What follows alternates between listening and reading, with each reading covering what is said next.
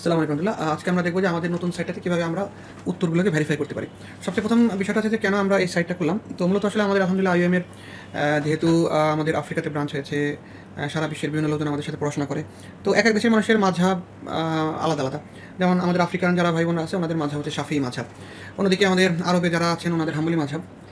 যদিও প্রবাসী বাঙালিরা আমাদের সাধারণত হানাফি মাযহাবী হয়ে থাকে, কিন্তু যারা ওই দেশের তাদের মাযহাব ভিন্ন।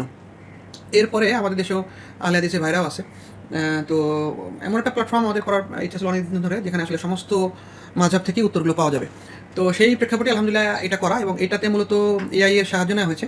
তো এআই মূলত কীভাবে কাজটা করছে, যদি কোনো কেউ হানাফি মাযহাব থেকে প্রশ্নটা করে, তো সেক্ষেত্রে তার এই প্রশ্নটা এই আমাদের আইফতোয়ার যে ডাটাবেস আছে ওখানে সার্চ দিবে, ওখান থেকে 50,000 যে প্রশ্ন আছে এই 50,000 প্রশ্ন থেকে এটাকে সার্চ করে এরপরে উত্তরটা দিবে। ঠিক একইভাবে আহলে হাদিস সালাফিদের ক্ষেত্রে ইসলাম কিউএ বা যে সাইটগুলো আছে এখান থেকে ডাটাগুলো দিবে।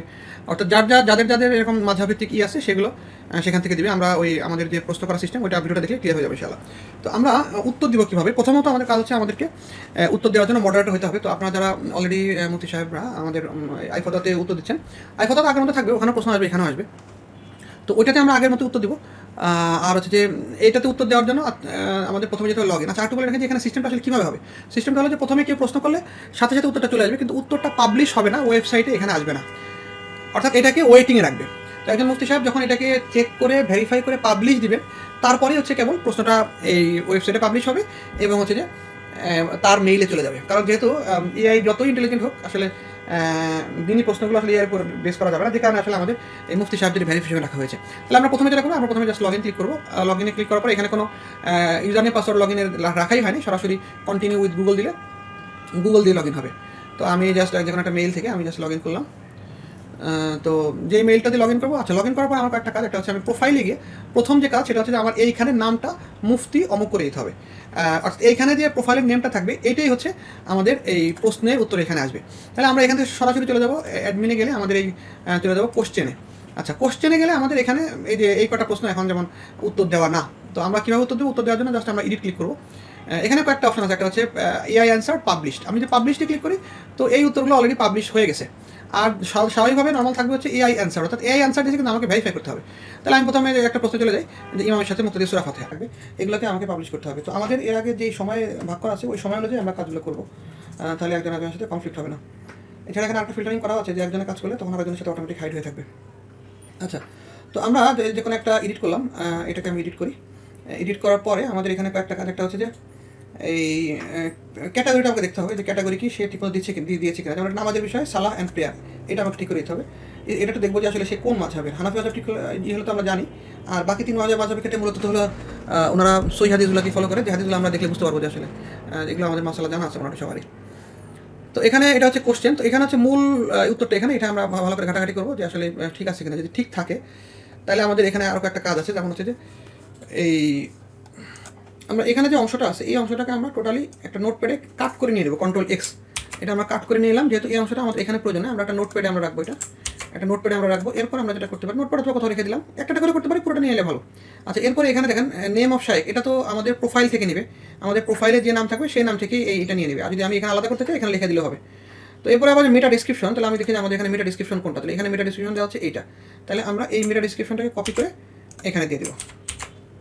এবার মেটা কিওয়ার্ডস, তাহলে এখানে মেটা কিওয়ার্ডস হচ্ছে এইগুলা, তাহলে এগুলো আমরা এখানে দিয়ে দেবো।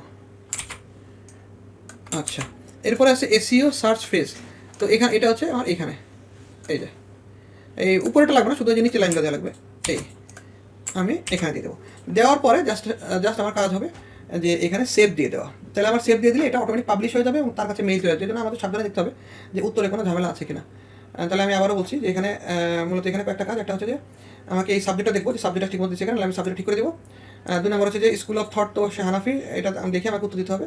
আর এখানে আমি পড়ার জন্য এটা ভালো যে কোনো প্রবলেম আছে কিনা, প্রবলেম থাকলে আমরা ঠিক করবো এই জায়গাতে ঠিক করবো। ঠিক করার পরে এবারে এখান থেকে আমরা এই এসইওর যে আইটেমগুলো আছে এগুলো মূলত গুগলের জন্য কাজে লাগবে, এগুলোকে আমরা কাট করে রাখবো। কাট করে আমরা যদি শাইখের নাম আলাদা করে দিতে চাই এখানে দেবো, আর নাহলে ভিতর থেকে প্রোফাইল থেকে অটোমেটিক আসবে। এসইও টাইটেলের জায়গায় এসইও টাইটেল দিব, আর মেটা ডিসক্রিপশনের জায়গায় ডিসক্রিপশনটা, মেটা কিওয়ার্ড, এগুলো সব কপি করে দিয়ে দিব। তো এরপরে সেভ দিয়ে দিলেই পরে কোশ্চেনটা অটোমেটিক চলে আসবে। এটা যেমন 85 নম্বর কোশ্চেন, এখানে দেখবেন যে পরে কোশ্চেনটা অটোমেটিক চলে আসবে এডিটের জন্য। এটা আমরা করা হয়েছে যাতে ইয়েদের সহজ হয়। পরে কোশ্চেনটা কিন্তু অটোমেটিক চলে আসছে। তাহলে পরে কোশ্চেনও সেম, যে আমরা এখান থেকে এই নিচের থেকে এই অংশটাকে নিয়ে নেব, এই যে অংশটাকে আমরা নিয়ে নেব। আর হচ্ছে যে এখানে আচ্ছা, এখানে গুরুত্বপূর্ণ বিষয় হলো যে আমরা যখন আমরা বসাবো তখন এই এসইও কিওয়ার্ডস এগুলো বসাবো না, শুধু কন্টেন্টটা বসাবো। হ্যাঁ, যে মেটা ডেসক্রিপশন, এই মেটা ডেসক্রিপশনে যেগুলো আছে এগুলো বসাবো। যেমন আমি এটাকে একটা দেখাই, যে এখানে যেন আমি পুরোটাকে একবারে কাট করে নিয়ে গেলাম, পুরোটাকে আমি কাট করে নিয়ে গেলাম। নিয়ে যাওয়ার পরে কোথায় কোথায় বসাবো আমি একটু দেখি। আচ্ছা, নিয়ে যাওয়ার পরে আমার এখানে আমার কাজ হলো, এখানে কয়েকটা, একটা হচ্ছে যে এই এসইও মেটা ডিসক্রিপশন। আচ্ছা, এখানে এসইও টাইটেলটা সুন্দর নয়, তো এইখান থেকে আমরা একটা টাইটেল এখান থেকে আমরা পছন্দ করে আমরা দিয়ে দেবো, এখান থেকে টাইটেল দিয়ে দিলাম।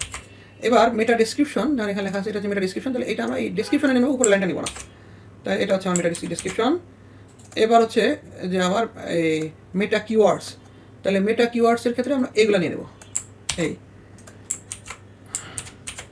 এরপর আমার হচ্ছে এসইও সার্চ ফ্রেজ, এক্ষেত্রে আমরা জাস্ট এই নিচের লাইনগুলো নিয়ে নেবো, আমরা ওই উপরে যে এসইও সার্চ ফ্রেজ এটা নেব না। এভাবে দিয়ে আমাদের সেভ দিয়ে দিলে হয়ে যাবে।